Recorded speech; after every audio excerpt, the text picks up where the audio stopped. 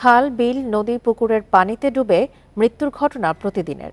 এমন অনাকাঙ্ক্ষিত প্রাণহানি প্রতিরোধে পূর্ব প্রস্তুতি, সতর্কতা বা জনসচেতনতা নেই সেভাবে। বিশেষজ্ঞরা বলছেন, পানিতে ডুবে মৃত্যুর ঘটনা উদ্বেগজনক। এজন্য শিশুদের সাঁতার শেখানো, অভিভাবকদের সতর্কতা সহ গ্রামাঞ্চলে ব্যাপক জনসচেতনতা প্রয়োজন। নগদে 500 টাকা বা তার বেশি পেমেন্টে পেতে পারেন ঢাকায় জমিসহ 20 কোটি টাকার পুরস্কার। বর্ষায় নদীনালা, খাল-বিল, পুকুর, জলাশয় ভরে টইটুম্বুর। এই সময় প্রতিদিন বিভিন্ন জেলায় ঘটছে পানিতে ডুবে প্রাণহানির ঘটনা। রোববার জামালপুরের মেলান্দহে বন্যার পানিতে নেমে 2 শিশুসহ মৃত্যু হয় 4 জনের।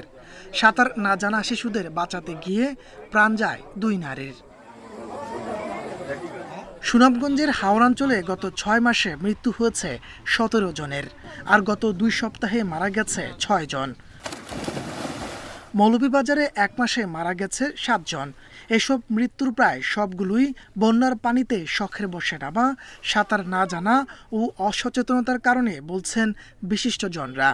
সাঁতার শেখা আমাদের অঞ্চলে সবাই শেখে, এটা একটা আছে, এটাকে বাড়ানো, পাশাপাশি প্রশাসন, জনপ্রতিনিধি যারা রয়েছেন এই সময়টায় যাতে পরিবার গ্রামে মানুষকে সচেতন করা যায়।